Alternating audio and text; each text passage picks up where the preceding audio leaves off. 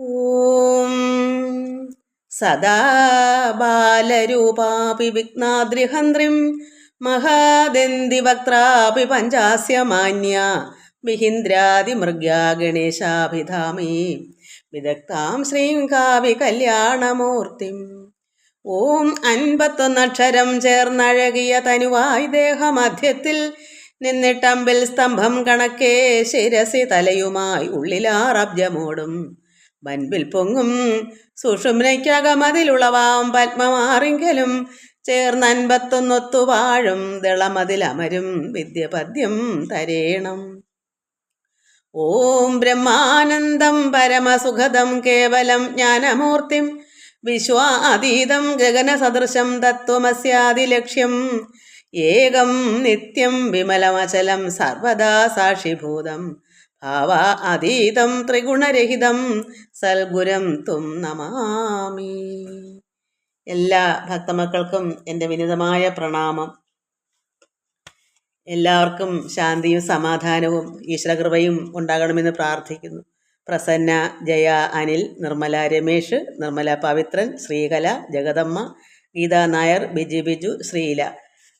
ഇതിൽ ശ്രീകല മലയാളത്തിൽ മക്കളെ ഇപ്പം ഏത് കുട്ടി ഒരു 8ാം ക്ലാസ്സിലൊക്കെ പഠിക്കുന്ന കുട്ടികളെ കാണിച്ചാലും മതി, അവർ അടുത്തുണ്ടെങ്കിൽ അവർക്ക് കൊടുത്താൽ അവർ എങ്ങനെയാണെന്ന് പറഞ്ഞ് മനസ്സിലാക്കി തരും. അത് മലയാളത്തിലാക്കി തരും. അത് നിസ്സാരമായ ഒരു സെറ്റിങ്, ഒരു വെളുത്ത ഒരു ചിഹ്നമുണ്ട്, ഒരു പൂ പോലെ ഇരിക്കുന്ന വളഞ്ഞ് ഒരു പൂവിൻ്റെ ചിഹ്നം അതുപോലെ തോന്നിക്കും. അതിനകത്ത് ആദ്യമേ നമ്മൾ ആ ചിഹ്നം വരണമെങ്കിൽ ഞാനിങ്ങനെ പറഞ്ഞുകൊണ്ടിരിക്കുമ്പോൾ ആ ഭഗവാന്റെ കൃഷ്ണൻ്റെ ഫോട്ടോ ആണെങ്കിൽ ആ ഭാഗത്ത് വെറുതെ ഒന്ന് തൊടുമ്പം ആ ചിഹ്നം മുകളിൽ വരും. അവിടെ ആ മുകളിൽ വരുമ്പോൾ ആ മുകളിലത്തെ ചിഹ്നത്തിൽ പ്രസ് ചെയ്യുമ്പം ഇച്ചിരി താഴെയായിട്ട് ഈ ഓരോ ക്വാളിറ്റിയെന്നും പ്ലേ ബാക്ക് സ്പീഡെന്നും ഓഡിയോ ട്രാക്കെന്നും ഒക്കെ എഴുതും. അതുകൊണ്ട് ആ ഓഡിയോ ട്രാക്കെന്നതിൻ്റെ വലത്തുവശത്ത് മലയാളമെന്ന് ഒറിജിനൽ എഴുതും. അതില്ല ഇംഗ്ലീഷിലാണോ ഹിന്ദിയിലാണെങ്കിൽ ആ ഹിന്ദിയിലാണെങ്കിൽ അതിൽ പ്രസ് ചെയ്യുമ്പോൾ അവിടെ മലയാളം വരാതെ ഇംഗ്ലീഷാണെങ്കിൽ വീണ്ടും ഒന്നുകൂടെ പ്രസ് ചെയ്യുമ്പോൾ മലയാളം വരും. ആ ഇംഗ്ലീഷ് എന്നുള്ളിടത്ത് പ്രസ് ചെയ്യുമ്പോഴാണ് വിഷയം മാറി വരുന്നത്, ഭാഷ മാറി വരുന്നത്. ഇപ്പോൾ ഹിന്ദി ഉണ്ടെങ്കിൽ ഇപ്പോൾ ഹിന്ദി വന്നാൽ ഒന്നുകൂടെ പ്രസ് ചെയ്ത് നോക്കണം. അപ്പോൾ മലയാളം വരുന്നവരൊന്ന് പ്രസ് ചെയ്ത് നോക്ക്, അപ്പം മനസ്സിലാവും. അറിയത്തില്ലെങ്കിൽ ഏതെങ്കിലും കുട്ടികളെ കാണിച്ചാൽ ഇപ്പോൾ എല്ലാവർക്കും അറിയാം. ഇത് ഡബ് ചെയ്ത് പല സ്ഥലത്തോട്ടും ഇങ്ങനെ വിടുന്നതുകൊണ്ട് അങ്ങനെ സംഭവിക്കുന്നതാണ്. മിക്കവാറും പേർക്ക് അതുകൊണ്ട് ഇപ്പം ഇത് കാണാതിരിക്കാന്നാണ് തോന്നുന്നത്. ഇതിപ്പം എന്താ പറയുക, ഇപ്പോഴുള്ള പിള്ളേർക്കെല്ലാം ഇതെല്ലാം അറിയാം, നമുക്കേ ഉള്ള അറിയാത്തത്. അതുകൊണ്ട് എന്തായാലും ചെയ്ത് നോക്കും മക്കളെ. എല്ലാവർക്കും സമാധാനവും ശാന്തിയും എല്ലാം ഉണ്ടാകണമെന്ന് പ്രാർത്ഥിക്കുന്നു. ഓം ലോക സമസ്ത സുഖിനോ ഭവന്തു. നമുക്ക് ശ്രീഹരി അഷ്ടകമില്ല. ജഗജ്ജാലപാലം കനൽ കണ്ഠമാലം ശരചന്ദ്രഭാലം മഹാദൈത്യകാലം നമോ നീലകായം ദുരാവാരമായം സുപത്മാസഹായം ഭജേഹം സദാംബോധിവാസം ഗളേ പുഷ്പഹാസം ജഗൽ സന്നിവാസം ശതാദിത്യഭാസം ഗദാചക്രഹസ്തം ലസൽപീതവസ്ത്രം ഹസച്ചാരുവക്ത്രം ഭജേഹം രമാകണ്ഠകാരം ശ്രുതിവ്രാതസാരം ജലാന്തർവിഹാരം ധരാഭാരഹാരം ചിദാനന്ദരൂപം മനോജ്ഞസ്വരൂപം ധൃതാനേകരൂപം ഭജേഹം ജരാജന്മഹീനം പരാനന്ദപീനം സമാധാനലീനം സദൈവാനവീനം ജഗജ്ജന്മഹേതും സുരാനീകേതും ത്രിലോകൈകസേതും ഭജേഹം കൃതാംനായഗാനം ഖഗാധീശയാനം വിമുക്തിർനിദാനം ഹതാരാദിമാനം സ്വഭക്താനുകൂലം ജഗൽ വൃക്ഷമൂലം നിരസ്താർത്ഥശൂലം ഭജേഹം സമസ്താമരേശം ദിരേകാഭകേശം ജഗൽബിംബലേശം ഹൃതാകാശദേശം സദാ ദിവ്യദേഹം വിമുക്താഖിലേഹം സുവൈകുണ്ഠഗേഹം ഭജേഹം സുരാളി ബലിഷ്ടം ത്രിലോകീ വരിഷ്ടം ഗുരുണാഗരിഷ്ടം സ്വരൂപൈകനിഷ്ടം സദായുദ്ധധീരം മഹാവീരധീരം ഭവാബോധിതീരം ഭജേഹം ഭജേഹം. രമാവാമഭാഗം തലാഭഗ്നനാഗം കൃതാധീനയാഗം ഗദാരാഗരാഗം മുനീന്ദ്രൈ സുഗീതം സുരൈ സംപരീതം ഗുണൗഖൈരതീതം ഭജേഹം ഭജേഹം. ജഗജ്ജാലപാലം കനൽകണ്ഠമാലം ശരചന്ദ്രഭാലം മഹാദൈത്യകാലം നമോ നീലകായം ദുരാവാരമായം സുപത്മാസഹായം ഭജേഹം ഭജേഹം. നമ്മൾ അസുരവധമാണ് വായിച്ചുകൊണ്ടിരുന്നത്. ഭഗവാൻ നരകാസുരനെ വധിച്ചു. അപ്പോൾ ഭൂമിദേവി വന്ന് ഭഗവാന്റെ കയ്യിൽ എന്തൊക്കെ കൊടുത്ത് ഛത്രവും കുണ്ടലങ്ങളും രത്നങ്ങളോടും ഉത്തമ പുരുഷനെ കാഴ്ചവെച്ച് ഭൂമിദേവി മാധവ പാദത്തിങ്കൽ വീണ് കൈകൂപ്പിക്കൊണ്ട് മാധവ പത്നിയാകുന്ന ഈ ഭൂമിദേവി സ്തുതിച്ചിടിനാൾ യുദ്ധം ഭക്തിയാ എങ്ങനെയാ ഭജിക്കുന്നേ? നമസ്തേ ദേവദേവ ശംഖചക്രാബ്ജധര നമസ്തേ ഭാവരൂപായ പരമാത്മൻ നമസ്തേ പത്മനാഭ നമസ്തേ പത്മയോനി നമസ്തേ കമലാക്ഷ കമലമാല്യധര നമസ്തേ പത്മപാദ വാസുദേവായ വിഷ്ണു നമസ്തേ പുരുഷായ ആദിഭൂതായ നമ നമസ്തേ പൂർണ്ണബോധ നമസ്തേ ബ്രഹ്മരൂപ നമസ്തേ അജായതേ അനന്തശക്തായതേ നമസ്തേ പരാപരം ആത്മഭൂതാത്മനീതി നിന്തിരുക്കടാക്ഷത്താൽ രാജസത്തിനാൽ സൃഷ്ടി നിന്തിരുവടി തമോ ഗുണത്താൽ സംഹാരവും സത്വമാ ഗുണത്തിങ്കൽ നിന്നു രക്ഷയും ഭവാൻ ഈ ത്രിഗുണത്തിൻ കർത്താവായതും ഭവാൻ തന്നെ കാലമായതും പ്രധാനാത്മപുരുഷൻ നീയേ ലീലയാ ഭൂമി ജലം അഗ്നി വായുവും വ്യോമം മാത്രകൾ അനാദിയാം ഇന്ദ്രിയങ്ങൾക്കും കർത്താ നിത്യാനിത്യാദ്യാഖില ജംഗമാജംഗമങ്ങൾ ഒക്കെയും ഭവാൻ തന്നെ വേറെ എന്നുള്ള ഭ്രമം ചിത്തേ തോന്നരുത് അതിനായി അടിവണങ്ങുന്നീൻ നമസ്തേ പിതാപഹ സന്തോഷപാലയമാം സമസ്ത കർമ്മങ്ങളാൽ അതിനു നമസ്കാരം. ഇങ്ങനെ ഭൂമി സ്തുതിച്ചന്നേരം മുകുന്ദനും വന്നൊരു മോദത്തോടെ ഭൂമിയെ അയച്ചിതു. ഭൗമമന്ദിരം ബുക്ക് ഭഗദത്തനാം വീരം ഭൂമിപനാക്കി വച്ചു മാധവൻ അനന്തരം. അങ്ങനെ ഭൂമിയുടെ മകൻ മരിച്ചതുകൊണ്ട് ഈ ഭൗമ മന്ദിരം ആ നരകൻ്റെ അത് ഭഗദത്തനായ മകന് ഭൂമിപനാക്കി വച്ചു മാധവൻ ഭഗവാൻ കൃഷ്ണൻ, അതായത് നരകൻ്റെ മകന് ഭൂമിപനാക്കി വച്ചു മാധവൻ. അനന്തരം മുന്നമേ നരകന് നൽകിയോരസ്ത്രം അത് ഒന്നുമേ ഉപകരിയാകയാൽ അതു പിന്നീവനായ ഭഗദത്തനും അതുപോലെ നന്ദജൻ പറഞ്ഞങ്ങ് കൊടുത്തു വേഗത്തോടും. അവിടെ വരെ കണ്ട് നമ്മൾ വായിച്ചത് നമുക്ക് കണ്ടു വായിക്കാം. അങ്ങനെ ഭഗദത്തനായിരിക്കുന്ന മകന് ഭഗവാൻ നാരായണൻ മഹാവിഷ്ണു നാരായണാസ്ത്രം കൊടുത്തത് അദ്ദേഹത്തിന് ഉപകരിച്ചില്ലല്ലോ നരകന്, അത് മകനായ ഭഗദത്തന് കൊടുത്തു. അങ്ങനെ ഭഗദത്തനും അതുപോലെ നന്ദജൻ പറഞ്ഞങ്ങ് കൊടുത്തു വേഗത്തോടും. അപ്പോൾ നരകൻ കുറേ കുട്ടികളെ കാരാഗൃഹത്തിൽ അടച്ചല്ലോ, അതാണിനി. മുന്നം ദാനവൻ ബന്ധിച്ചീടിന കന്യാജനം തന്നെ ബന്ധനം നീക്കിയിട്ട് അൻപോട് ജനാർദ്ദനൻ കന്യകമാരെ നന്നായി പറഞ്ഞു മോദമാക്കി. അവരോട് അവരുടെ സങ്കടങ്ങളും വിഷമങ്ങളെല്ലാം മാറ്റി ബന്ധനമൊക്കെ നീക്കി ഭഗവാൻ സന്തോഷമാക്കിച്ച്. എന്നിട്ട് എന്ത് ചെയ്തു? കന്യകമാരും കൃഷ്ണൻ തന്നെ കണ്ടത് മൂലം കാമപീഡിതരായിട്ട് ഇന്നിവൻ ഭർത്താവാക അസ്മാകം അപേക്ഷയെന്നർത്ഥിച്ചാൻ മനസ്സിങ്കിൽ. അവരുടെ മനസ്സുകൊണ്ട് ചിന്തിച്ചു ഭഗവാൻ നിങ്ങൾക്ക് ഭർത്താവായി വരണമെന്ന്. അതിൻ്റെ ഉദാഹരണം നമ്മൾ ഇപ്പോൾ ശബരിമലയിൽ പോകുന്നു, എത്രയോ ജനങ്ങളാണ് ലക്ഷക്കണക്കിന് പോകുന്നത്. എല്ലാവരും പല രീതിയിൽ പ്രാർത്ഥിക്കും. ഭഗവാൻ എൻ്റെ ഉള്ളത്തിൽ വേണമെന്ന് പറയുന്ന ഒരുപാട് ജനങ്ങളുണ്ട്. എന്നാൽ അതിനേക്കാളുപരി അത് വേണം ഇത് വേണമെന്ന് പറഞ്ഞ് ചെല്ലുന്നവരും ഉണ്ട്. എന്നാൽ 1,00,00,000 ജനങ്ങൾ അവിടെ ചെന്നിട്ടുണ്ടെങ്കിൽ 16,000 ഒന്നും അല്ല ഭഗവാൻ ഉള്ളിൽ വേണമെന്ന് പറയുന്നത്. അതുപോലെ അല്ലെ ഗുരുവായൂരപ്പൻ.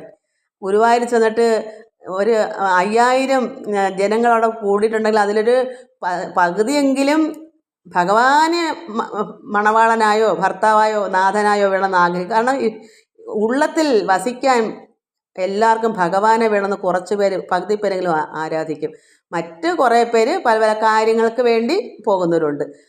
അന്ന് ഭഗവാന് ശരീരം ഉള്ളതുകൊണ്ട് ആണ് എല്ലാവർക്കും ഈ ഒരു ചിന്തിക്കാൻ വയ്യാത്തൊരവസ്ഥ. ഇന്ന് അരൂപിയായ ഭഗവാൻ ശരീരം പോയതുകൊണ്ട് ഇന്ന് എല്ലാവർക്കും ഭഗവാനെ ആരും ഒന്നും പറയത്തില്ലല്ലോ, ഇതാണ് ചിന്ത. പക്ഷെ അങ്ങനെയല്ല. ശരീരം ഉള്ളപ്പോഴും ഇല്ലാത്തപ്പോഴും ഭഗവാൻ തന്നെയാണ്. അന്നുള്ള ഭക്തജനങ്ങൾക്ക് സ്ത്രീകൾക്ക് ഭഗവാനെ വേണം. ഇന്നും ഭക്തന്മാർ എല്ലാവർക്കും ഭഗവാനെ പുരുഷനും സ്ത്രീക്കും വേണം. ഇത് തന്നെ അതിൻ്റെ ഉദാഹരണം. നമ്മൾ ഏതൊരു അമ്പലത്തിൽ പോയി ഭഗവാനെ കാണാനാണല്ലോ അമ്പലത്തിൽ പോകുന്നത്. വിഗ്രഹമാണല്ലോ ഭഗവാൻ എന്നല്ലേ സങ്കല്പം. അതിൽ ഭഗവാന്റെ അനുഗ്രഹം ആ കൃപ അതിലുണ്ടല്ലോ. ആ വിശ്വാസത്തിലല്ലേ നമ്മൾ വിഗ്രഹത്തിനെ കണ്ട് ആരാധിക്കാൻ പോകുന്നത്. അപ്പോൾ അതുകൊണ്ട് അവിടെയും ചെല്ലുമ്പോൾ ഇതാണ്, എനിക്ക് ഗുരുവായൂരപ്പനെ വേണം, എനിക്ക് അങ്ങനെ എത്ര പേരാ.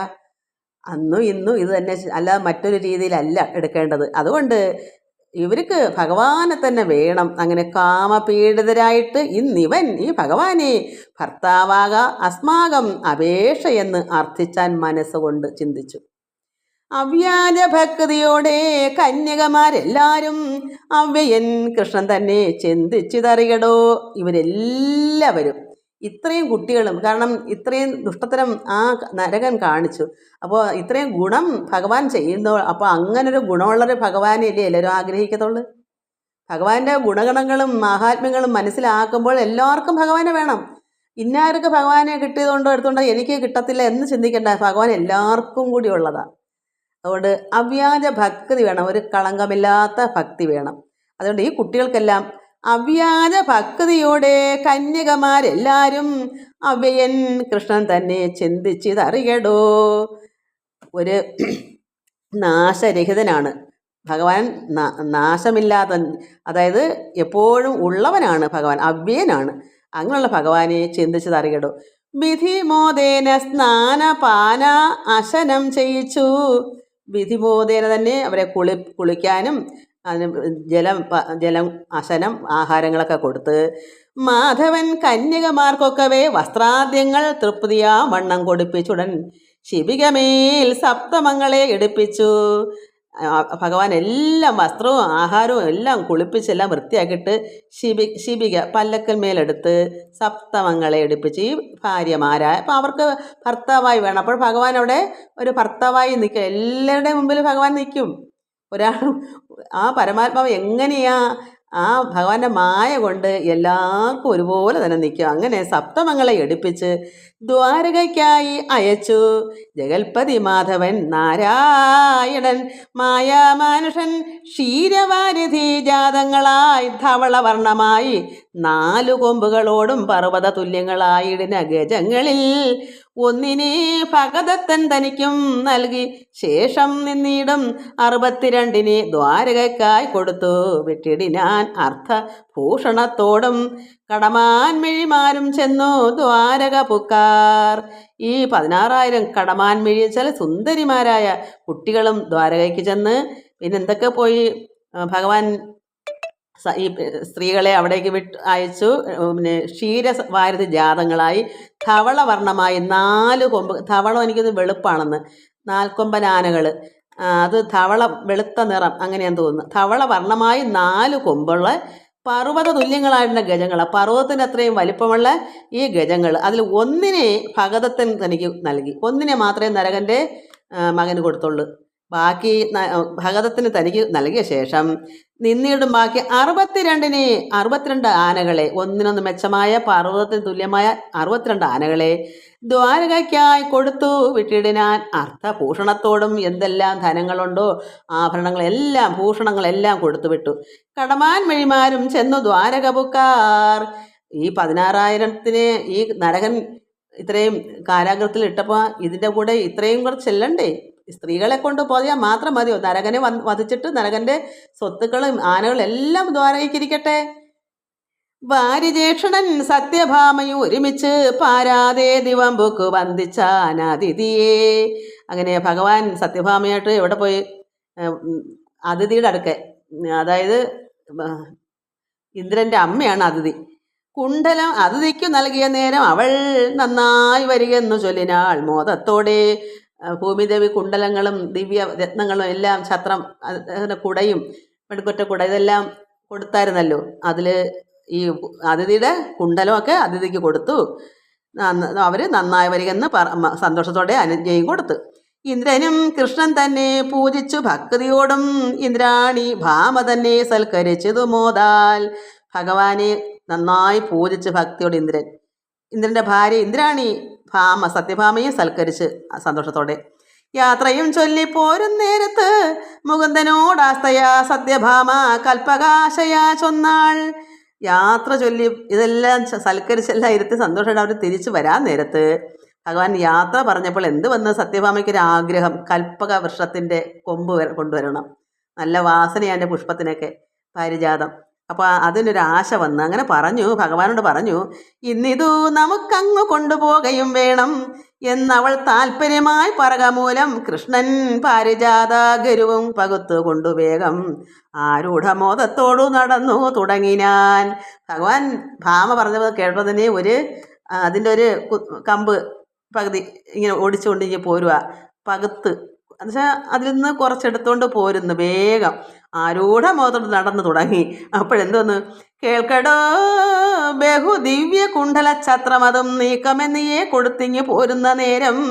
അങ്ങനെ അതിഥിയുടെ കുണ്ഡലവും ബഹുദിവ്യ ഇഷ്ടംപോലെ രത്നങ്ങളും എല്ലാം കൊടുത്ത്, ഛത്രം കുടയും കൊടുത്ത്, നീക്കമെന്നിയെ നന്നായി ഇതെല്ലാം സന്തോഷത്തോടെ കൊടുത്തിങ്ങ് പോരുന്ന നേരം പാരിജാതത്തിൻ കൊമ്പ് കൊണ്ടുപോകുന്ന അത് കണ്ട് പാരിച്ച കോപമോടെ ചെന്നിതു മഹേന്ദ്രനും.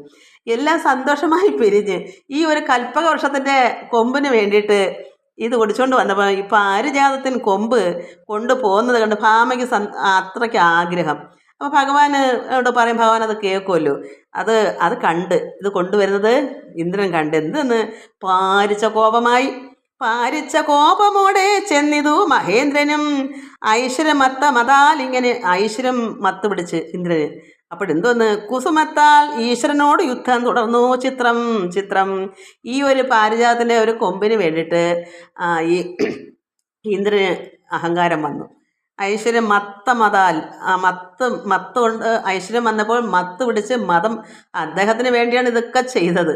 ഇത്രയില്ല, എന്നിട്ട് ആ ഒരു പാരിജാതത്തിൻ്റെ ഒരു ശിഖരം അതിന് വേണ്ടിയിട്ട് അത് നല്ല മണമുള്ള എല്ലായിടവും നന്നായി മണം പരക്കും, അങ്ങനെയുള്ള അതാണ്. അപ്പോൾ അതിന് പകരം ദേഷിച്ച് ഭഗവാനോട് യുദ്ധം ചെയ്തു. ചിത്രം എന്ത് അത്ഭുതമായിരിക്കുന്നു. ദേവതാഗണത്തെയും ജയിച്ചു മുകുന്ദനും. അപ്പോഴെന്ത് ഭഗവാൻ എന്ത് ചെയ്ത് അടങ്ങിയിരിക്കുമോ? ഭഗവാൻ ദേവന്മാരെ എത്രമാത്രം കൂട്ടമുണ്ടോ അവരെല്ലാം ജയിച്ചു ഭഗവാൻ. കേവലം മോദാൽ ചെന്നു ദ്വാരകാപുരമ്പുക്ക് കോമളമായുള്ളൊരു പാരിജാതത്തെ സത്യഭാമ തൻ ഗൃഹത്തിങ്കൽ വച്ചതു വഴി പോലെ. എല്ലാ ഭാര്യമാർക്കും ഉണ്ട് ഓരോരോ മണിഗ്രഹങ്ങൾ. അതിൽ സത്യഭാമയുടെ ഗൃഹത്തിൽ തന്നെ കൊണ്ടുവന്ന് വച്ചു ഈ പാരിജാതത്തിൻ്റെ കമ്പ്. തരു വൃക്ഷം, ആ വൃക്ഷത്തിൻ്റെ പുഷ്പത്തിന് സുഗന്ധം പരന്നിടും. ആ കുസുമം പുഷ്പം പൂവാണ്. ആ തരു എന്ന് വെച്ചാൽ ആ വൃക്ഷത്തിൻ്റെ പുഷ്പത്തിന് സുഗന്ധം പരന്നിടും. എങ്ങനെയാ? 10 യോജന ദിശി സ്വാതന്ത്ര്യമായി ഒരുപോലെ 10 യോജന ദിശി എല്ലായിടും തിരിങ്ങിയുള്ളൊരു മണം അങ്ങോട്ട് വരും. ആ കുസുമത്തിൻ സുഗന്ധം പരന്നിടും 10 യോജന ദിശി സാന്ദ്രമായി ഒരുപോലെ തന്നെ ഗൃഹേ മണിവൈക്കായിക മൂലം ഭാമ തന്നുള്ളിൽ ശോകം തീർപ്പാനാം. ഇതൊന്നൊരു പക്ഷം. അതായത് സത്യഭാമയുടെ സെമന്തകമണി സത്യഭാമയ്ക്ക് കിട്ടിയില്ലല്ലോ, അത് അക്രൂരൻ്റെ കൊടുത്തേക്കല്ലേ. അതും ജാമ്പവതിയുടെ വീട്ടിൽ നിന്നാണ് അത് കിട്ടിയേക്കുന്നത്. ജാമ്പവതിയുടെ കൂടെ കൊടുത്തത് ഭഗവാൻ കൃഷ്ണൻ. അവിടെ ചെന്ന് ജാമ്പവാനോട് യുദ്ധമൊക്കെ ചെയ്ത് ഭഗവാൻ പരമാത്മാവാണെന്ന് അറിഞ്ഞപ്പോൾ അദ്ദേഹത്തിൻ്റെ മണിയും കൊടുത്തു, ജാമ്പവതിയും കൊടുത്തു. അതാണ് സത്യത്തിൽ. പക്ഷേ ഇവിടെ സത്യഭാമയ്ക്ക് പിതാവ് കൊടുത്തതാണ്, എന്നാൽ കിട്ടാതെ പോയി. അതിപ്പം അക്രൂരൻ്റെ കയ്യിൽ. അതുകൊണ്ട് തന്നുടെ ഗൃഹേ, അത് സത്യഭാമയുടെ ഗൃഹത്തിൽ മണി വയ്ക്കായിക മൂലം, ഈ സമന്തക മണി ഇല്ലാത്തത് കൊണ്ട്, കൊടുത്ത് വയ്ക്കാഞ്ഞത് കൊണ്ട് ഭാമ തന്നുള്ളിൽ ശോകം തീർപ്പാനാം ഇതെന്നൊരു പക്ഷം. അതുകൊണ്ട് സത്യഭാമയുടെ ഉള്ളിൽ അല്പം വിഷമം ശോകം ഉണ്ടെങ്കിൽ അത് പൊക്കോട്ടെ. അതുകൊണ്ട് ഈ പാരിജാതത്തിൻ്റെ ഈ കൊമ്പ് സത്യഭാമയുടെ ഗൃഹത്തിൽ തന്നെ കൊണ്ടുവച്ചു. ഇങ്ങനെ ഒരു പക്ഷം ചിന്തിക്കുന്ന എന്താണ്, മണിയില്ലല്ലോ എന്നാൽ അതിന് പകരം ഇതെങ്കിലും ഇരിക്കട്ടെ, അവിടെ വിഷമം തീരട്ടെ എന്ന്. അതാണ് തന്നുടെ ഗൃഹേ മണി വയ്ക്കായിക മൂലം, സമന്തകം ഇല്ലാത്തത് കൊണ്ട് ഭാമ തന്നുള്ളിൽ ശോകം തീർപ്പാനാം ഇതെന്നൊരു പക്ഷം. മുന്നമിങ്ങയച്ചൊരു രാജകന്യകമാരെ നന്ദജൻ കൃഷ്ണൻ ഓരോ നാരിമാർക്ക് ഓരോ രൂപം ധരിച്ചു വേട്ടിയിടിനാൻ ഷോഡശ സഹസ്രം അങ്ങൊരുമിച്ചൊരു ദിനം ഏകദാ മുഹൂർത്തത്തിൽ. അതായത് ഭഗവാൻ ഈ രാജകന്യകമാരെയാണല്ലോ നരകൻ കൊണ്ടുപോയി അടച്ചത് കാരാഗൃഹത്തിൽ. ആ കുട്ടികൾക്കെല്ലാം എന്തുവന്ന്, രാജകന്യകമാരെ നന്ദജൻ, അത് കൃഷ്ണൻ ഓരോ നാരിമാർക്ക്, കൃഷ്ണന് ഈ ഓരോ 16,000 നാരിമാർക്ക് ഓരോ രൂപം ധരിച്ച് എല്ലാ കുട്ടികളുടെ മുമ്പിൽ കൃഷ്ണനുണ്ട്. അതാണ് ഭഗവാന്റെ മായ എന്ന് പറയുന്നത്. ഭഗവാന്റെ ഉള്ളൊന്നും അതിലില്ല, ഭഗവാന്റെ ഒരു നിഴല്, അതുപോലെ ഒരു രൂപം, അത്രേ ഉള്ളൂ. സംഘം ആരോടും ഭഗവാൻ ഇല്ലല്ലോ. അതുകൊണ്ട് ഈ കുട്ടികൾക്ക് സന്തോഷം കിട്ടട്ടെ, അത്രേ ഭഗവാൻ ചിന്തിക്കുന്നുള്ളൂ. അവരെന്താണ് ആഗ്രഹിക്കുന്നത്, നമ്മളിപ്പോൾ എന്താ ആഗ്രഹിക്കുന്നത്, ഭഗവാന്റെ മായ കൊണ്ട് നമ്മുടെ മുമ്പിൽ വരുന്നില്ലേ, പ്രത്യക്ഷമാവുന്നില്ലേ, പല രീതിയിലും നമുക്ക് അനുഭവങ്ങൾ ഉണ്ടാവുന്നില്ലേ. ഇപ്പം തന്നെ പിന്നെ ഭഗവാൻ നേരിട്ട് ഫിസിയോതെറാപ്പി നടത്തുന്ന ഒരു കുട്ടിക്ക് എന്താ അത്രത്തോളം ഭക്തി അതിൻ്റെ ഉള്ളത്തിലായി കഴിഞ്ഞു. അവിടെ ഭഗവാൻ ഒട്ടും ചെയ്യാതിരിക്കത്തില്ല. രൂപം ഇല്ലെങ്കിലും അവിടെ അനുഭവം കൊടുക്കുന്നു. രൂപം കാണിക്കും, രൂപം അത് പല രീതിയിലൂടെ കാണിക്കുന്നുണ്ട്. പാർവതിയായിട്ടും പരമേശ്വരനായിട്ടൊക്കെ അവർ കണ്ടുകൊണ്ടിരിക്കുന്നു. പക്ഷേ ഏത് രൂപത്തിലാണ് നിന്ന് തടവി കൊടുക്കുന്നത് അതിന് അവർക്കേ അറിയത്തുള്ളൂ. അവർ അനുഭവസ്ഥയാണ്, അനുഭവം അറിഞ്ഞുകൊണ്ട് അവരനുഭവിക്കുന്നത് ഭഗവാനെ അവർ ഉള്ളത്തിലും അവർ പുറമേയും അകമേയും അനുഭവിച്ചറിയുന്നു.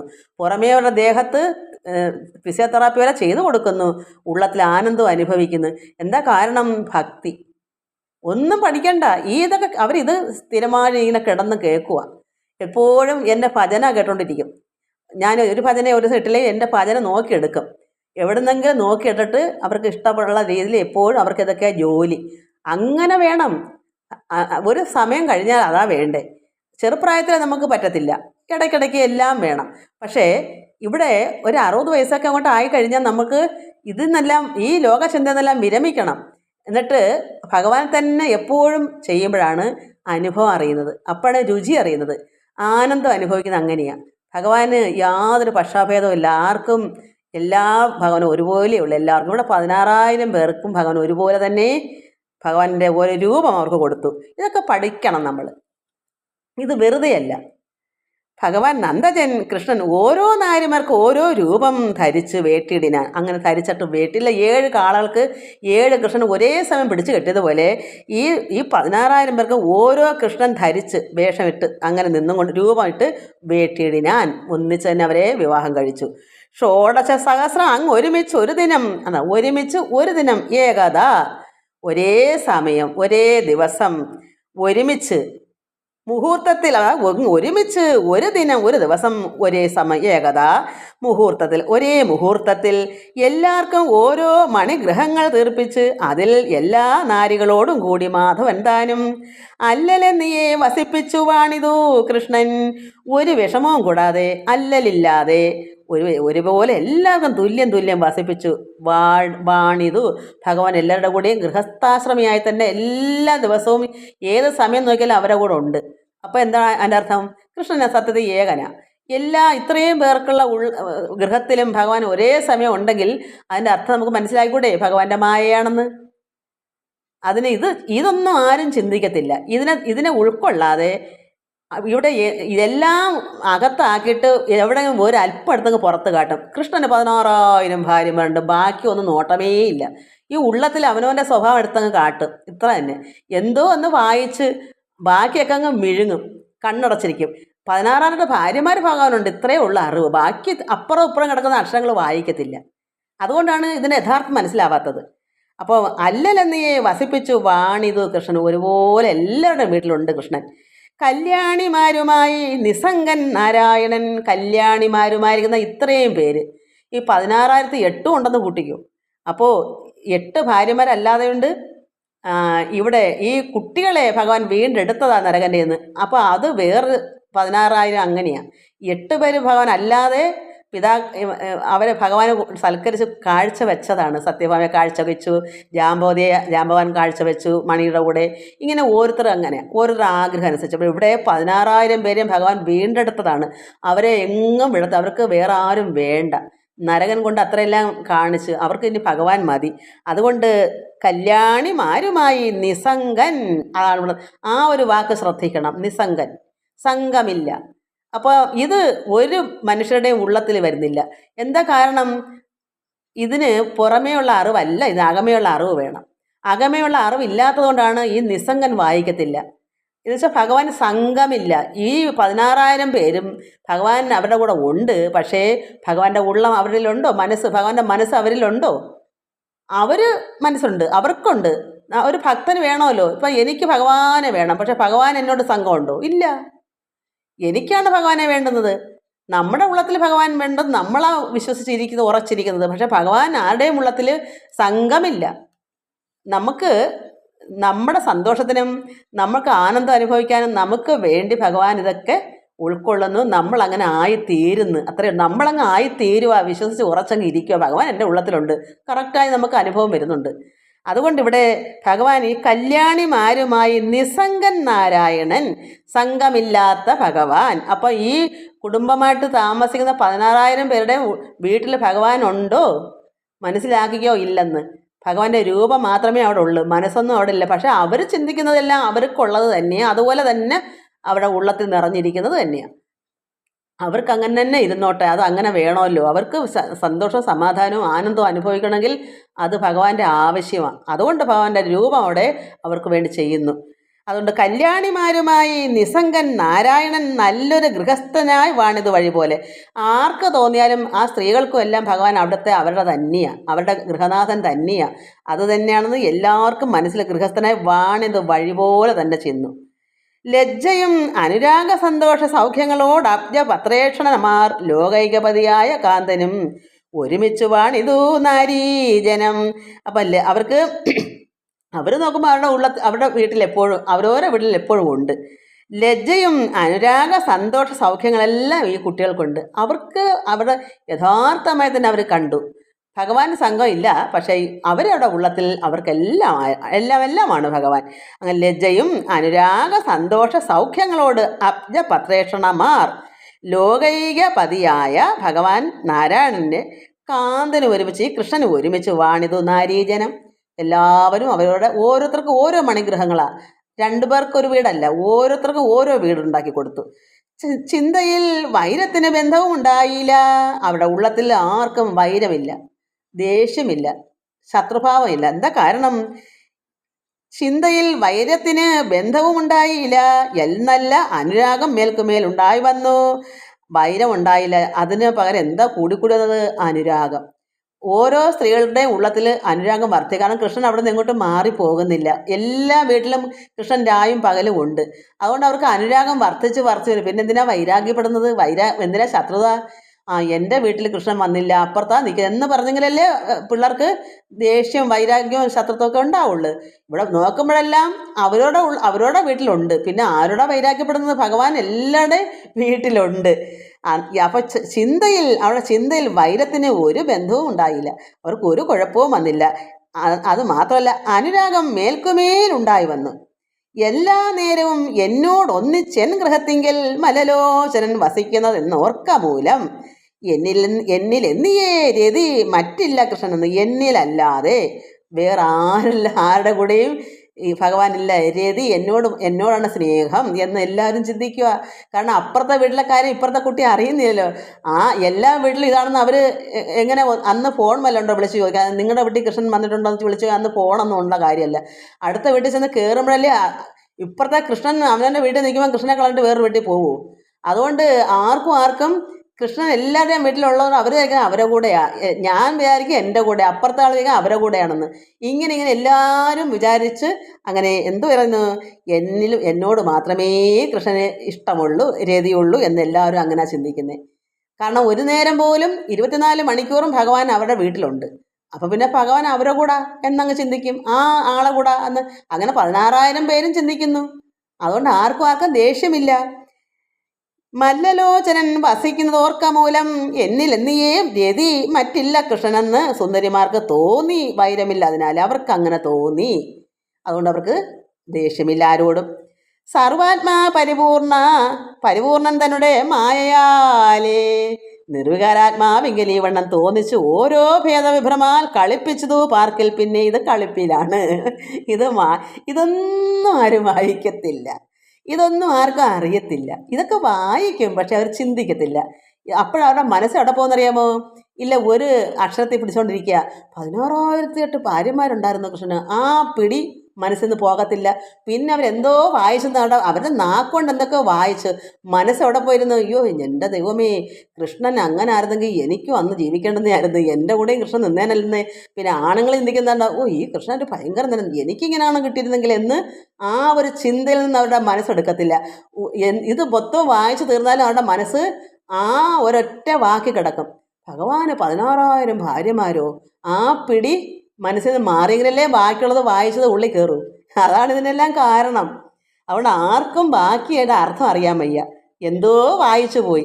ഇവിടെ നോക്കണം എന്നാണ് നല്ലതുപോലെ. സർവാത്മാ പരിപൂർണന്തരുടെ മായയാലേ, ഭഗവാന്റെ മായയാലേ നിർവികാരാത്മാവിങ്കൽ ഈ വണ്ണം തോന്നിച്ച് ഓരോരുത്തർക്കും ഇങ്ങനെ തോന്നിച്ച് ഭേദവിഭ്രമാൽ കളിപ്പിച്ചതു പാർക്കിൽ. ഇതെല്ലാം ഓർത്താൽ ഇതെല്ലാം കളിപ്പിയിലാണ്, ഇതെല്ലാം മായയാണ്. പാർക്കിൽ പിന്നെ ഭേദമേതുമേ ഇല്ലെന്നാകിലും തോന്നിച്ചിടും, ഭേദം ഏതുമേ ഇല്ല എന്നാകിലും തോന്നിച്ചിടും. ബോധരൂപനായി പരബ്രഹ്മ അമ്പര തുല്യൻ, ഇത് ആകാശം പോലെ തുല്യങ്ങളുള്ള ഭഗവാൻ. മാധവൻ മായാമയൻ, മായ അതീതനാം വിഷ്ണു, മായയ്ക്കും അതീതനായിരിക്കുന്ന ഭഗവാൻ നാരായണൻ കൃഷ്ണൻ. മാനിനിമാരായുള്ളവർക്ക് ഇത്തരം തോന്നിച്ചത്. അങ്ങനെ ഈ മാനിന്യമാരായ ഈ 16,000 പേർക്കും ഇത് തോന്നിച്ചതു എന്നാണ്. ഭഗവാൻ എന്നോടുണ്ട്, എല്ലാ വീട്ടിലും അവരെ കൂടുണ്ട് അവർക്കൊക്കെ തോന്നിക്കുക. അവർ മായ കൊണ്ട് അവർ തന്നെ മതിമറന്ന് അവർ തന്നെ ഭഗവാൻ അവിടെ ഉണ്ടെന്ന് അവരങ്ങ് സന്തോഷിച്ച് തുള്ളിച്ചാടി കിടക്കുക. അതുകൊണ്ട് ആരോടും വൈരവുമില്ല, എപ്പോഴും ഭഗവാൻ അവിടെ ഉണ്ട്. തോന്നിച്ചതു മനസ്സേ വിചാരിച്ചാൽ എന്തൊരു അത്ഭുതമെടോ. ഇത് വിചാരിച്ചാൽ, മനസ്സിൽ ചിന്തിച്ചാൽ എന്തൊരു അത്ഭുതമാണ്. അല്ലെ പിന്നെ 16,000 പേർക്കും ഭഗവാൻ എങ്ങനെ നിൽക്കാൻ പറ്റും? ഒരേ ഒരു ഭഗവാനേ ഉള്ളെങ്കിൽ, അത്രയും രൂപം ഭഗവാൻ മായ കൊണ്ട് എടുത്തില്ലെങ്കിൽ. അത് വെച്ച് നമ്മൾ മനസ്സിലാക്കണം, ഇതെല്ലാം ഇത് ഭക്തി വർദ്ധിക്കാനും ഈ എന്നുവെച്ചാൽ നമുക്ക് ഭഗവാന് ആർക്കുള്ള കയ്യിലും എല്ലാവരുടെ ഉള്ളത്തിലും ഭഗവാൻ വേണമെന്ന് കണ്ടാൽ എല്ലാവരുടെയും ഒന്നുപോലെ നിൽക്കുന്ന, അതല്ലേ അകവും പുറം നിറഞ്ഞിരിക്കുന്നു പറയുന്നത്. എവിടെങ്കിലും എത്രയോ ജീവജാലങ്ങൾ ലോകത്തുണ്ട്, അവിടെയും ഉള്ളിലും എല്ലാവരുടെ ഉള്ളിലും പുറമേയും അകമേയും അഖണ്ഡം നിറഞ്ഞു ഇരിക്കുന്ന ചൈതന്യമൂർത്തിയല്ലേ. രൂപം എടുത്തതുകൊണ്ടല്ലേ രൂപമായി വന്നത്. ആ രൂപമങ്ങ് പോയപ്പോൾ പിന്നും ഈ ചൈതന്യമല്ലേ. അപ്പോൾ എവിടെങ്കിലും ആർക്കെങ്കിലും കുറയ്ക്കാൻ പറ്റുമോ? എല്ലാവരുടെ ഉള്ളത്തിലും എപ്പോൾ ചിന്തിച്ചാലും ഭഗവാൻ എല്ലാവരിലും ഉണ്ടല്ലോ. അത് നമ്മുടെ പ്രവൃത്തി പോലെ ആണെങ്കിൽ ഇപ്പം പ്രസന്നമകൾ പറയുന്ന പോലെ അവരുടെ ഉള്ളം അത്രത്തോളം ശുദ്ധവും അത്രത്തോളം ഭഗവാനോട് പ്രേമവും ഭക്തിയും മറ്റാരും തുണയില്ലാത്തതുകൊണ്ട് അത്രയ്ക്കൊരു വേദനയും അവർക്കുണ്ട്. അപ്പോൾ പിന്നെ ഭഗവാൻ ഇങ്ങനെ ചെയ്യത്തില്ലേ? അത് ഈ വന്ന കാലത്തും ഇത്രയും അത്ഭുതങ്ങൾ നമ്മൾ അറിയാത്തതെന്താ? നമുക്കിതൊന്നും വരാത്തത് നമ്മൾ അത്രത്തോളം അങ്ങോട്ട് ആയില്ല. നമ്മൾ ഈ ലോക ചിന്തയിൽ നിന്ന് വിടാൻ പറ്റത്തില്ല. കെട്ട് മുറുക്കി വെച്ചേക്കുക. ഈ കെട്ടഴിഞ്ഞല്ലാതെ ഭഗവാനെ പ്രാപിക്കാൻ പറ്റത്തില്ല. ഭഗവാനെ പ്രാപിക്കണമെങ്കിൽ, ഭഗവാൻ ഉള്ളത്തിൽ നിറഞ്ഞിരിക്കണമെങ്കിൽ നമുക്ക് നമ്മുടെ ഈ ലോക ചിന്തയിലെ കെട്ടുകൾ കുറച്ച് അഴിച്ചു കളഞ്ഞേ പറ്റും. അതിനെ പിടിച്ചു വെച്ചാൽ എങ്ങനെ ഇത് കിട്ടും? രണ്ടും കൂടെ ഒരാൾക്ക് കിട്ടത്തില്ല, ഏതെങ്കിലും ഒന്നേ കിട്ടും. പിന്നെ വെറുതെ പ്രാർത്ഥിച്ചും വിഷമങ്ങളൊക്കെ പറഞ്ഞ് ഇങ്ങനെ പോകാം. എന്നും കൃത്യമായിട്ട് പ്രാർത്ഥിക്കാം, വിവരങ്ങളൊക്കെ പറയാം. ഭഗവാനെ എനിക്ക് അങ്ങനെ ഇങ്ങനെ ദുരിതം അല്ലെങ്കിൽ ഇന്നത് വേണം അത് വേണം ഇങ്ങനെയൊക്കെ പറയാം. ഭഗവാനെ ചേരണമെങ്കിൽ, ഒരു യോഗിയായി തീരണമെങ്കിൽ എന്ത് വേണം? ഇതിനെല്ലാം നമ്മൾ ഈ ലോകചിന്തയിൽ നിന്നെല്ലാം നമ്മൾ വിട്ട് കളഞ്ഞേ പറ്റും, ഒഴിയണം, അല്ലാതെ നടക്കത്തില്ല. അല്ല നമുക്ക് തോന്നും നമ്മുടെ ഉണ്ടെന്ന് തോന്നും, അത്രേ ഉള്ളൂ. യഥാർത്ഥത്തിൽ 24 മണിക്കൂറും നമ്മുടെ കൂടെ വേണമെങ്കിൽ നമ്മളങ്ങനെ ചെയ്തേ പറ്റും. കുറച്ച് സമയമൊക്കെ ചിലപ്പം ഭഗവാനല്ലേ കഷ്ടമില്ലെന്ന് കരുതും. എപ്പോഴും ഉള്ളിൽ നിറഞ്ഞിരിക്കണമെങ്കിൽ നമുക്ക് മറ്റ് ചിന്തകൾ മനസ്സിൽ നിന്ന് പോകണം. എല്ലാവർക്കും നമസ്കാരം. ഹരി ഓം ഹരി ഓം ഹരി ഓം.